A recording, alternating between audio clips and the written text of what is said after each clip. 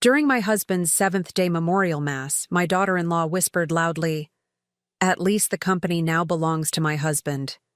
What the will revealed sent shivers down her spine. "I'm glad to have you here. Follow my story until the end and comment the city you're watching from, so I can see how far my story has reached." The church was filled with the scent of lilies.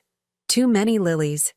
I sat in the front pew, my hands folded tightly in my lap, trying to focus on Father Mitchell's words about George's life, about our 40 years of marriage. But all I could hear was that whisper. "At least the company is now my husband's, Nicole's." Words, so casually spoken to her sister during my husband's memorial service, sliced through me like a blade. I kept my eyes forward, my face a mask of dignified grief, even as my insides crumbled. George had been gone exactly 7 days, and already they were dividing his legacy. I glanced sideways at my son James, his arm wrapped protectively around Nicole's shoulders. Had he heard what she said? Did he share her eagerness to claim George's construction company? The business he had built from nothing, pouring his heart and soul into every contract, every building, every bridge? "Mom," James touched my arm as people began to rise. The service had ended. I hadn't even noticed. "Are you ready to greet the guests?" I nodded, unable to trust my voice. As I stood, my legs felt hollow, like they might give way beneath me. 65. Years old, and suddenly I felt 90. People filed past me, business associates, cousins, neighbors, all murmuring the same practiced condolences. I accepted their hugs and handshakes on autopilot, my mind still replaying Nicole's whisper. Had she always been this way? This calculating? This cold? "Roseanne, I'm so sorry for your loss." Mary Peterson, George's assistant for 20 years, clasped my hands in hers. Her eyes were red-rimmed and sincere. He was a wonderful man. "Thank you, Mary," I managed, grateful for her genuine grief. "He thought the world of you." The reception line continued, faces blurring together. I noticed Nicole and James across the room, huddled with Henry Gladwell, George's business partner. Their heads were bent close, voices low. Nicole's hand rested on Henry's arm, her expression earnest and somber, but I saw the gleam in her eyes, anticipation. Later, at the reception in our home, I retreated to the kitchen, needing a moment alone. The caterers had stepped outside for a break, and the silence was blessed relief. I gripped the counter, finally allowing myself to feel the weight of what I'd heard. "You okay, Mom?" My daughter Sarah appeared in the doorway, her face lined with concern. "Just needed a minute," I said, trying to smile. Sarah had flown in from Seattle, leaving her 2 boys with her ex-husband. She'd always been perceptive, too perceptive sometimes. Nicole's being. "Nicole," she said, stepping closer. "You've noticed too?" Sarah snorted softly. "Hard not to. She's practically measuring the curtains in Dad's office." I turned away, busying myself with arranging cookies on a plate. "She thinks James will inherit the company," I said, my voice steadier than I felt. "And will he?" Sarah asked quietly. The truth was, I didn't know. George had always handled the business matters, the legal affairs. I'd trusted him completely, content to support from the sidelines while he built his empire. Why had I never asked about his succession plans? Why had I assumed there would be more time? "The lawyer's coming tomorrow," I said. "We'll know then." Sarah squeezed my arm. "Whatever happens, I'm here for you." As we rejoined the guests, I noticed Nicole watching me, her expression impossible to read. She approached, arms outstretched for an embrace that felt like a performance. "Roseanne, you're being so strong," she said, her voice honeyed with false concern. "Please let me know if there's anything James and I can do, anything at all." Over her shoulder, I caught James's eye. Was that guilt in his expression? Or just grief? My son had always been ambitious. eager to follow in his father's footsteps. But when had ambition turned to entitlement? That night, after everyone had gone, I sat alone in George's study.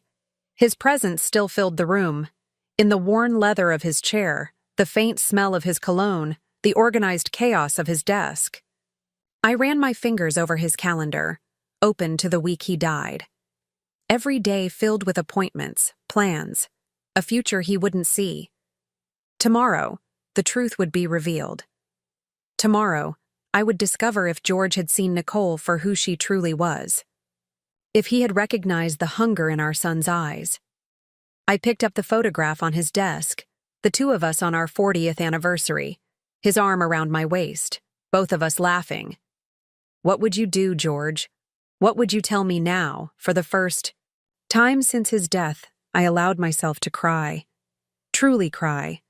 The sobs racking my body as the weight of both grief and betrayal crashed over me. I cried for the loss of my husband, for the coldness of my daughter-in-law, for the uncertainty that stretched before me. I cried until there were no tears left, until exhaustion settled into my bones. Then, wiping my eyes, I straightened my shoulders and looked again at George's face in the photograph. Something inside me hardened, a small kernel of determination taking root. Tomorrow would bring truth. And with truth would come decisions I never thought I'd have to make. The next morning dawned gray and drizzly, matching my mood perfectly. I dressed carefully in a navy suit that George had always liked, drawing strength from the familiar fabric. By 10 o'clock, everyone had gathered in Richard Whitman's office, our longtime family lawyer, a man who had been George's friend for 30 years. Nicole arrived wearing black, elegant as always, her hand firmly clasped around James's. Sarah sat beside me, her quiet presence a comfort. George's brother Edward had flown in from Phoenix, his weathered face solemn. "Thank you all for coming," Richard began, adjusting his glasses. "As you know, we're here to discuss the last will and testament of George William Stanford." I fixed my eyes on a point above Richard's head, a small watercolor of a sailing boat that looked like it had hung there since the 1980s. I couldn't bear to see the anticipation in Nicole's eyes.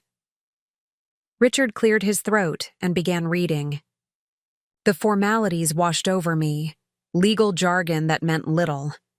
Then, to my beloved wife, Roseanne Elizabeth Stanford, I leave all shares and controlling interest in Stanford Construction, along with all assets, properties, and holdings contained therein. The silence that followed was absolute. I felt Sarah stiffen beside me, her hand finding mine and squeezing hard. I couldn't process the words, couldn't make sense of them. There must be a mistake. James's voice broke through the silence, strangled and high. Dad always said I would take over the company. Richard looked at him over his glasses. There is no mistake, James. Your father was very clear about his wishes. I finally dared to look at Nicole. Her face had drained of color, her perfectly manicured nails digging into the leather armrest of her chair. When she noticed my gaze, her expression shifted, a forced smile appearing. "Roseanne, I'm sure this is overwhelming for you," she said, her voice syrupy. "Perhaps we should discuss how best to handle this transition. James has been preparing to take over for years." Richard cleared his throat again. "There's more. George left specific instructions and several private letters to be opened today." He handed me a sealed envelope with my name written in George's familiar scrawl. My hands trembled as I broke the seal. "My dearest Rosie, if you're reading this, then I've left you far too soon. I'm sorry for that. I'm sorry for many things, but most of all for not preparing you better for what's to come. I know this decision may come as a shock to you.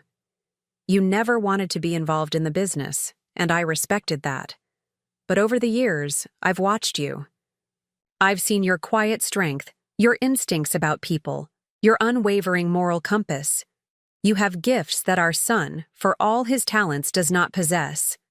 James is ambitious, like I was. but his ambition is not tempered with wisdom. And Nicole. I've seen how she looks at what we've built, not with pride or respect, but with hunger. 3 months ago, I discovered something troubling. Funds have been diverted from company accounts, small amounts at first, then larger sums. The trail leads to James and Nicole. They've been preparing for a takeover, Rosie, even before my diagnosis. I've included all the documentation with Richard. The choice of what to do with this information is yours. I trust you to make the right decision. You are stronger than you know, more capable than you believe. The company is yours now. Lead it with the same grace and integrity with which you've led our family. All my love, always. George. I folded the letter carefully, my mind reeling. George had known. He had seen through Nicole's charming facade, recognized our son's weaknesses. The knowledge was both vindicating and devastating.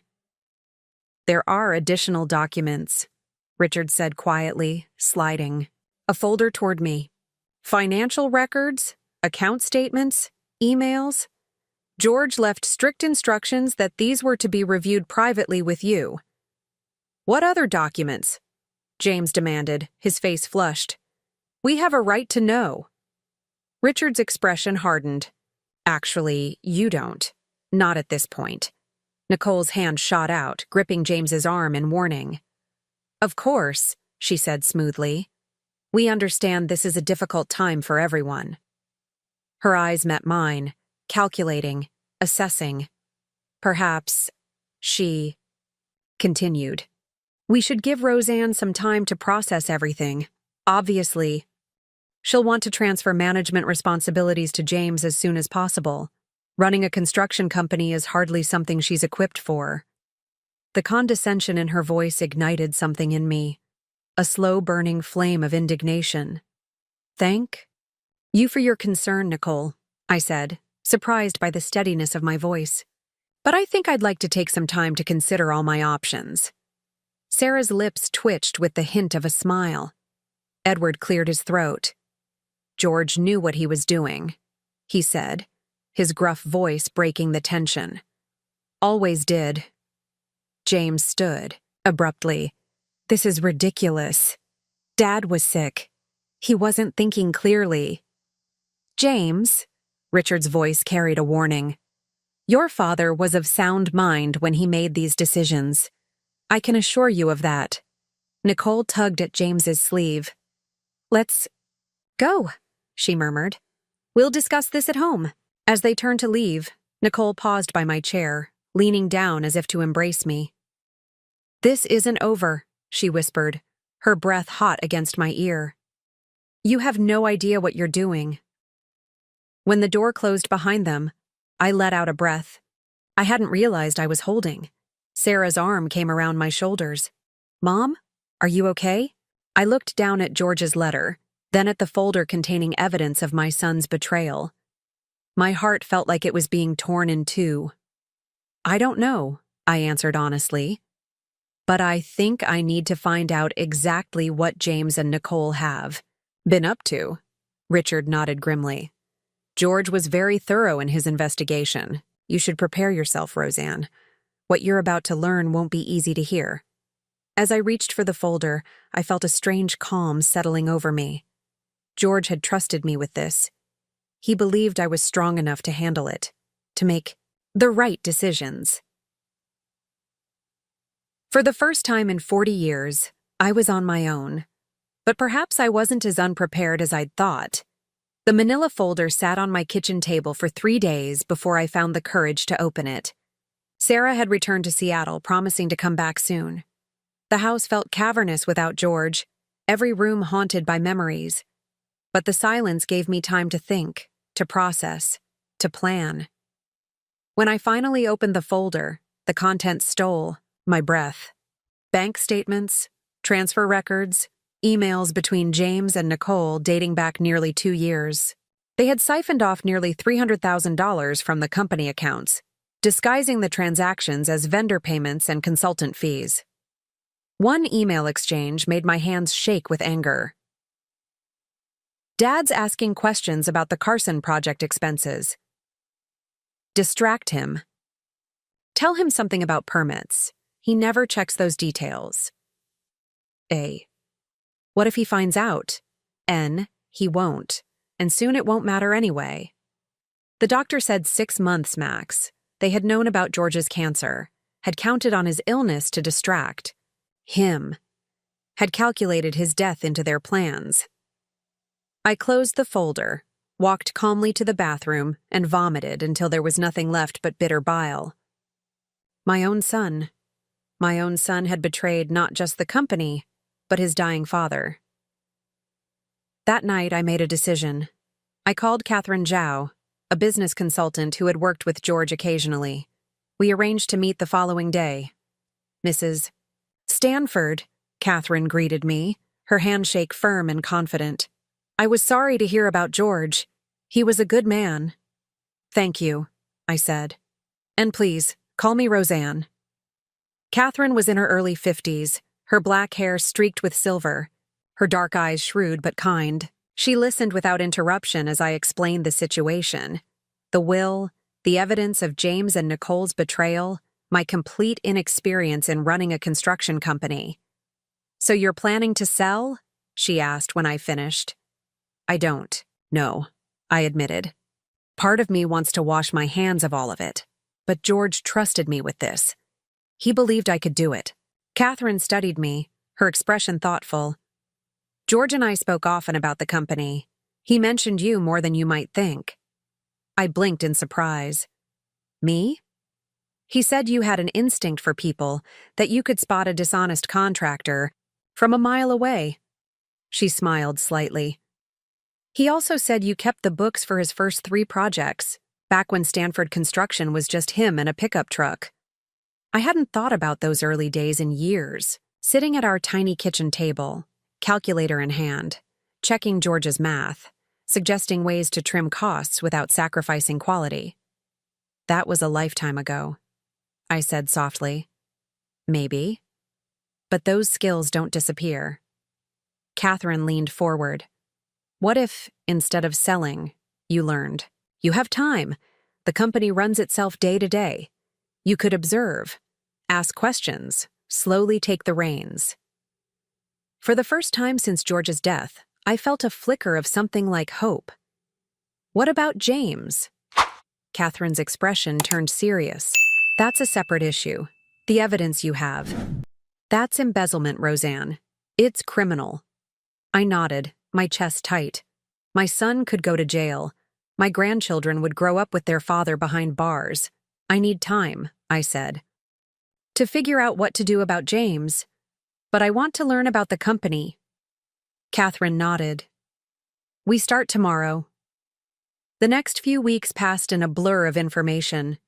I spent mornings with Catherine, afternoons at the office. I introduced myself to employees, many of whom seemed surprised to see me. I reviewed projects, contracts, processes. I asked endless questions and absorbed every answer. James and Nicole, meanwhile, had shifted to a new strategy. James called daily, his tone conciliatory. Mom, I've been thinking about what happened, he said one evening. I was shocked, that's all. But I want to help you through this. Nicole and I both do. That's thoughtful of you, I replied, keeping my voice neutral. We should have dinner soon. The kids miss you. My heart squeezed painfully at the mention of my grandchildren, Lily and Marcus. I hadn't seen them since the memorial service. I'd like that, I said, and meant it. Dinner was set for Friday. I spent the day at the office, reviewing the Johnson contract with Trevor, our head estimator. When I pointed out a discrepancy in the materials cost estimate, he looked at me with new respect. You've got a good eye, Mrs. Stanford, he said. George always said you were the brains behind the operation. I smiled, touched by the comment. George exaggerated. I don't think so, ma'am, not anymore. I drove to James and Nicole's house that evening feeling more confident than I had in weeks. The door opened before I could knock, Lily and Marcus launching themselves at me. Grandma, we missed you. I hugged them tightly, inhaling the sweet scent of their hair, feeling their small arms around my neck. Nicole appeared in the doorway, perfectly coiffed as always, her smile not quite reaching her eyes. "Roseanne, come in. James is just opening some wine." The house was immaculate as usual. Nicole's decorating taste ran to sleek minimalism, all chrome and glass and white surfaces. Beautiful but cold, like Nicole herself. James embraced me, his familiar aftershave bringing a pang of nostalgia. He looked so much like George at that age, the same strong jaw, the same confident stance. But George's eyes had always been kind. "Mom, you look well," he said, handing me a glass of white wine. "I'm keeping busy," I replied. "At the company?" Nicole asked, her tone light but her eyes sharp. "Among other things." As we settled at the dining table, I noticed how James and Nicole exchanged glances, a silent communication passing between them. The children chattered happily, oblivious to the undercurrents. "So," James said, cutting into his salmon, "have you given any thought to the future? Of the company, I mean." "Some," I answered, watching Nicole's perfectly manicured fingers tighten around her fork. "Because I've been thinking," he continued, "it makes sense for you to retain ownership, of course. But the day-to-day operations, that's a lot for anyone to take on, especially someone who's never been involved in the business." "It would be a shame," Nicole added smoothly, "for George's legacy to suffer. He built something remarkable." "Yes," I agreed, meeting her gaze steadily. "He did." The dinner with James and Nicole repeated itself every Friday for the next month. Each time, the pattern was the same. Warm greetings, time with my grandchildren, then the inevitable, carefully worded suggestions that I step aside. "Let James take over. Sign the papers they had conveniently prepared." "It's for the best, Mom," James would say, his eyes earnest. "You deserve to enjoy your retirement, not worry about contracts and payroll."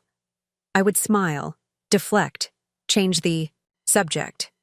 Each week I watched Nicole's polite mask slip a little further, frustration seeping through the cracks.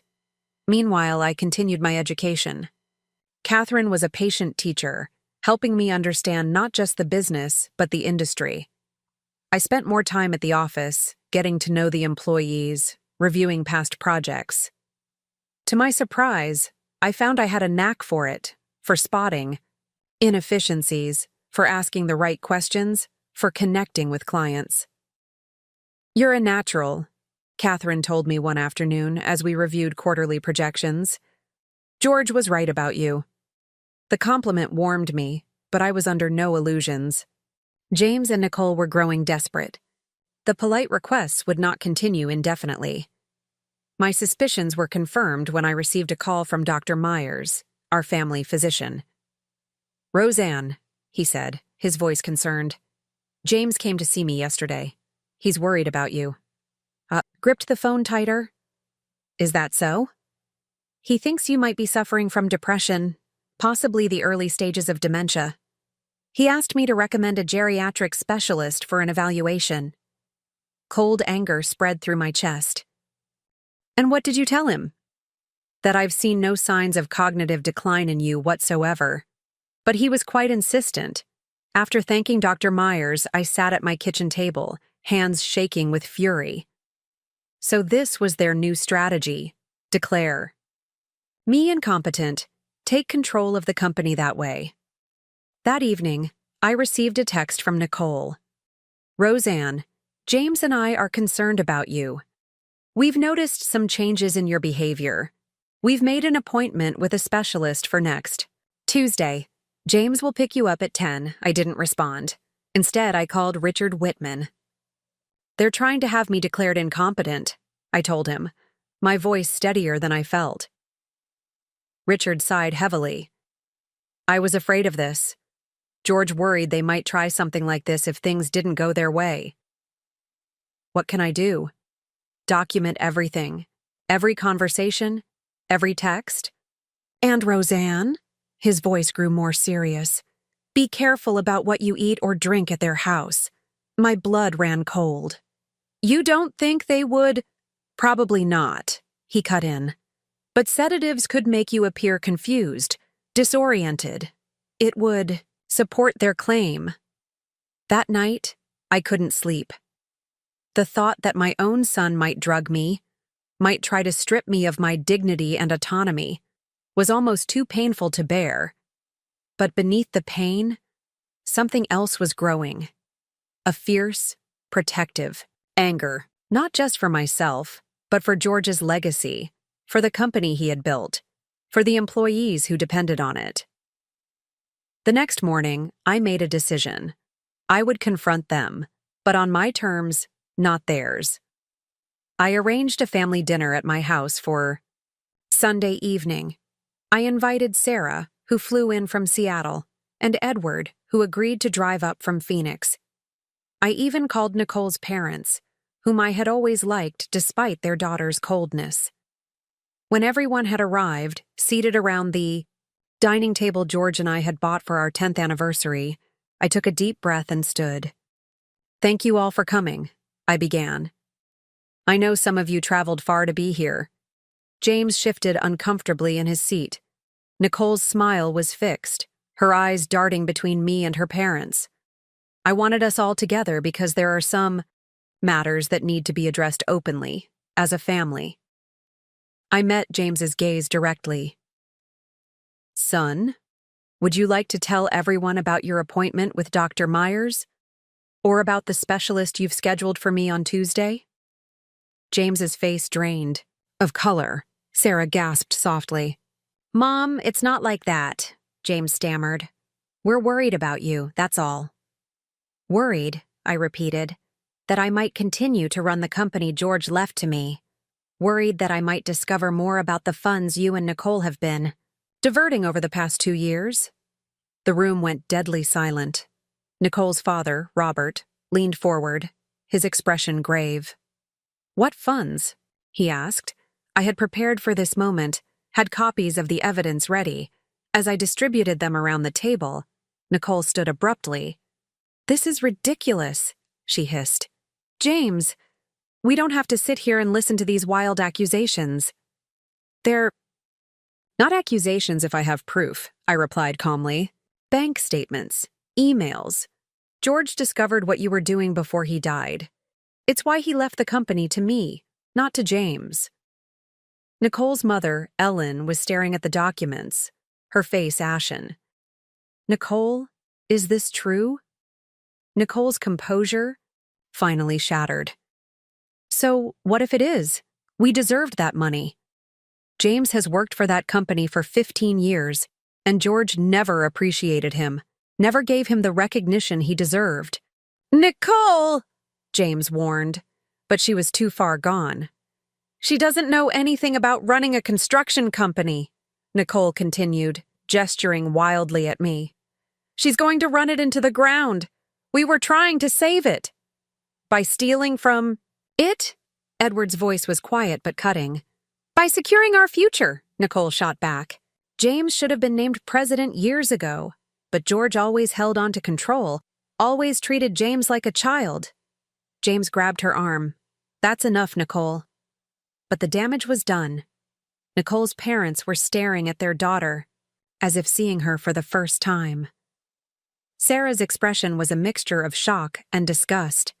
Edward shook his head slowly. "James," I said, my voice gentle despite everything. "Why? Your father loved you. He was grooming you to take over eventually." James couldn't meet my eyes. "It was taking too long," he muttered. "And when Dad got sick, I thought he might sell rather than leave it to me." Nicole thought. We thought. "You thought you'd take matters into your own hands." I finished for him. The silence that followed was heavy with unspoken pain and disappointment. Finally, Robert cleared his throat. "What happens now, Roseanne?" It was the question I had been asking myself for weeks. The evidence in that folder could send my son to prison. It could tear apart our family even more than it already was. "That," I said, looking directly at James and Nicole, "depends on what happens next." Are you threatening us? Nicole's voice had turned hard, desperate. No, I replied. I'm offering you a choice. The silence that followed my statement seemed to stretch for an eternity. James stared down at his hands, shoulders slumped. Nicole's face was a mask of defiance, but I could see fear beneath it. What choice? James finally asked, his voice barely above a whisper. I took a deep breath. You can resign from Stanford Construction, both of you. You will repay every cent you've taken with interest. You will never attempt to interfere with the company again. I paused, steeling myself for the most difficult part. In return, I won't press charges. Nicole laughed, the sound brittle and harsh. You wouldn't send your own son to prison. You're bluffing. Nicole, her father warned quietly. I looked at my daughter-in-law, really looked at her.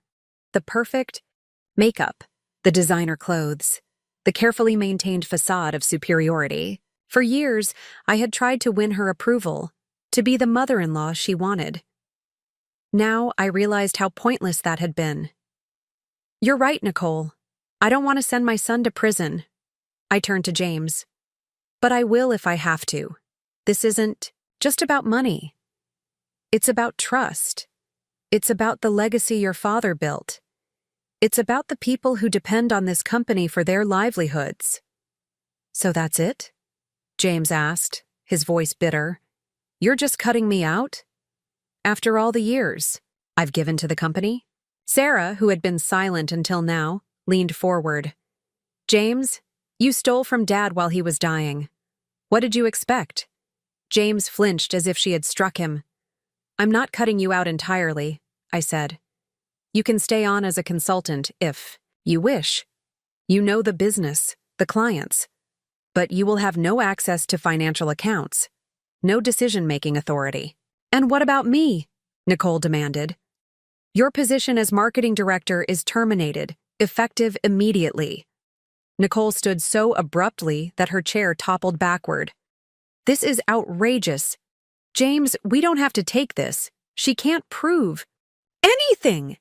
James looked up at her, then at me, his expression torn. I saw the boy he had once been, eager to please, hungry for validation. What had happened to that child? When had he become this man, willing to betray his own father? Mom, he said, his voice breaking slightly. Give me another chance. Please. I'll make it right. For a moment, I wavered. This was my son, my firstborn. Despite everything, I loved him. James, I said gently. This is your second chance. I'm not sending you to jail. I'm not exposing what you did to the world. But I can't put you in a position to hurt the company again. Nicole grabbed her purse. This is ridiculous. We'll fight this. We'll get lawyers involved. You certainly could, Richard cut in smoothly. But the evidence is quite compelling, and embezzlement charges would be just the beginning. Nicole's parents exchanged glances. Ellen spoke up, her voice strained. Nicole, enough. You and James should consider Mrs. Stanford's offer very carefully. The evening ended shortly after, the atmosphere heavy with unresolved tension. Nicole stalked out without saying goodbye, James trailing behind her like a shadow. Sarah hugged me tightly before leaving for her hotel. I'm proud of you, Mom, she whispered. Dad would be too. That night, alone in the house that suddenly felt too big, I sat in George's study and wept. For the son I had raised, for the family that was fracturing, for the husband who wasn't there to help me through it. The next morning, reality set in. I had a company to run, employees who depended on me. I dressed carefully, choosing a blue suit that made me feel confident, and drove to the office. The news had spread quickly. As I walked through the building, I could feel eyes on me, could hear the whispers. James and Nicole had been popular, at least on the surface. I wondered how many people thought I was just a bitter widow, pushing out my own son out of spite. Catherine met me at my office. George's office, now mine. Are you ready for this? She asked. No, I admitted, but I'm doing it anyway. I spent the day in meetings with department heads, listening more than speaking, asking questions, taking notes. Some seemed skeptical of me, others guardedly optimistic. Trevor, the head estimator, was openly supportive. "Mrs. Stanford," he said as our meeting concluded, "for what it's worth, I think George made the right call. James is, well, let's just say he takes shortcuts. That doesn't work in construction." By the end of the week, I had met with every key employee, reviewed all ongoing projects, and begun to develop a plan for the company's future. With Catherine's help, I identified strengths to build on and weaknesses to address. Meanwhile, James had moved out his personal belongings from his office, but had not yet given me an answer about the consultant position. Nicole had been seen clearing out her desk late one night when the building was nearly empty. Friday evening, as I was preparing to leave, my phone rang. It was Ellen, Nicole's mother. "Roseanne," she began, her voice hesitant, "I owe you an apology. Robert and we had no idea what Nicole was involved in." "I know," I said, meaning it. Ellen and Robert were good people. They had always treated me with kindness. "We've spoken with them," she continued. "Extensively, I think. I think James might be ready to accept your offer. But Nicole..." I sighed, understanding what she wasn't saying. Nicole was the driving force, had always been. She had pushed James, molded him, used his insecurities to her advantage. "Ellen, I appreciate you reaching out. But this is between James and me now. He needs to make his own decision." As if on cue, a text came through from James. "Can we talk tomorrow?" Alone. I stared at the message, hope and wariness battling within me. Was this the first step toward reconciliation? Or another manipulation? The next morning, I met James at a small cafe downtown, neutral territory for both of us. He looked tired, the circles under his eyes pronounced. "I've been thinking about your offer," he said after we'd ordered coffee. "I want to accept it." "And Nicole?" He grimaced. "She's not happy. She thinks we should fight you." "But..." He hesitated. "I've been looking at what would happen if this went public. My career would be over. No one would hire me." It wasn't remorse, not yet. But it was a start. "And the money?" "We'll pay it back," he said. "All of it. It might take time, but we'll do it." I studied my son's face, looking for sincerity, for understanding of the damage he had caused. I saw exhaustion, resignation, perhaps a flicker of shame. It wasn't enough, not nearly enough. But it was a beginning. "All right," I said. "We'll draw up an agreement. You'll work as a consultant, 3 days a week. You'll report directly to me." He nodded, his relief palpable. "Thank you, Mom." As we parted ways, I felt a weight lift from my shoulders. The road ahead would not be easy. Trust, once broken, is not easily repaired. But we had taken the first step. 2 years can change everything. I stood at the window of my office, no longer George's office, but truly mine, looking out at the Stanford construction yard below. Workers moved with purpose between buildings. Delivery trucks came and went, the steady rhythm of a thriving business. "Mrs. Stanford?" My assistant, Melanie, appeared in the doorway. "The birthday cake is ready whenever you are." I smiled, glancing at the clock. "Let's give it another 10 minutes. Sarah's flight might be running late." "Of course. And Mr. Edwards called to confirm the contract signing for tomorrow." "Thank you, Melanie." Alone again, I ran my hand over the smooth surface of my desk. In the corner sat a photograph of George, his eyes crinkling at the corners the way they always did when he smiled. Next to it, a newer addition. A picture. From the company picnic last summer, me surrounded by employees, looking more confident than I'd ever been in my life. At 67, I had never expected to be running a construction company. Had never imagined I would be good at it. But here I was, Not just surviving, but thriving. Under my leadership, Stanford Construction had expanded into 3 new markets, increased profitability by 20%, and maintained the reputation for quality that George had established. The journey hadn't been easy. Those first months were a steep learning curve, filled with mistakes and moments of self-doubt. There were nights I sat alone in this office, overwhelmed by the weight of responsibility, wondering if I was destroying everything George had built. But slowly, decision by decision, I had found my footing. I discovered that my people instincts, as George had called them, were a valuable asset in business. I could read a room, sense when someone was being dishonest, know when to push and when to yield. The door opened again, and Sarah peeked in, her face breaking into a wide smile. "Mom! Sorry I'm late. Traffic from the airport was brutal." I embraced her, breathing in the familiar scent of her perfume. "You're right on time. How are the boys?" "Growing too fast. Ethan made the soccer team, and Jake is obsessed with dinosaurs. They're sad they couldn't come with me this time." "Well, I'll be visiting next month for Jake's birthday," I reminded her. "Now, are you ready for this little party? The whole office is waiting." Sarah linked her arm through mine.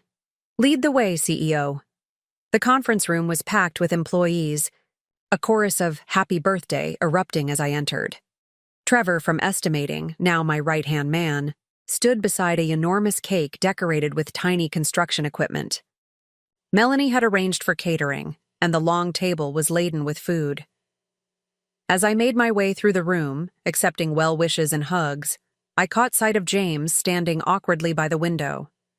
Our eyes met, and he offered a tentative smile. Our relationship had been a work in progress over the past 2 years. The consultant position had evolved into a project manager role, with strict oversight. James had proven himself capable, if not exceptional, and more importantly, he had stayed clean. No more financial improprieties, no more shortcuts.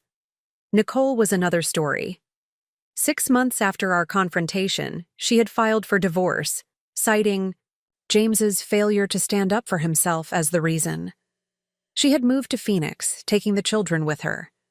James saw them every other weekend, flying out on Friday evenings and returning Sunday nights. The divorce had been a turning point for James. Without Nicole's influence, he had slowly begun to find himself again. He wasn't the man his father had been, would never be the natural leader George was, but he had other qualities, a keen eye for design, a good rapport with clients.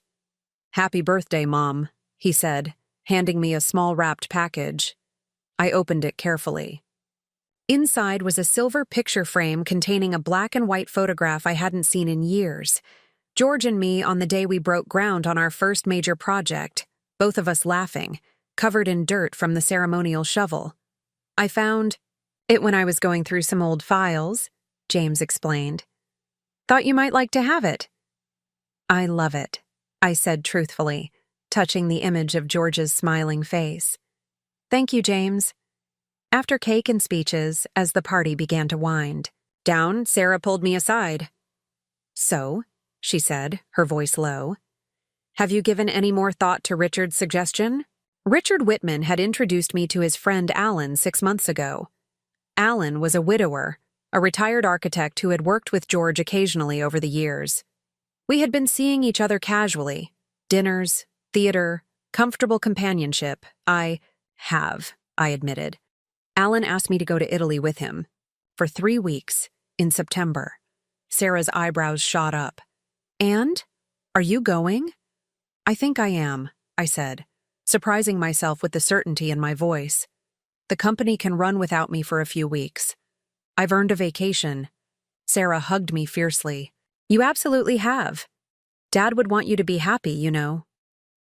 Later that evening, Sarah and I sat on my back porch, watching the sunset paint the sky in shades of pink and gold. The air was warm, fragrant with the roses George had planted years ago. "Do you ever regret it?" Sarah asked suddenly. "Taking over the company instead of just selling it? It would have been easier." I considered the question, thinking of the long hours, the steep learning curve, the weight of responsibility. Then I thought of the satisfaction of a project completed on time and under budget, the pride in seeing a building rise from nothing, knowing I had played a part in its creation. The respect I had earned not as George's widow but as a business leader in my own right. No, I said finally. No regrets. It hasn't been easy, but it's been right. For me, for the employees, for George's legacy. And for James? I glanced at the photograph he had given me, now sitting on the side table. For James, too, I think. He needed to learn that there are consequences to his actions. He needed to earn his place rather than feel entitled to it. Sarah nodded thoughtfully.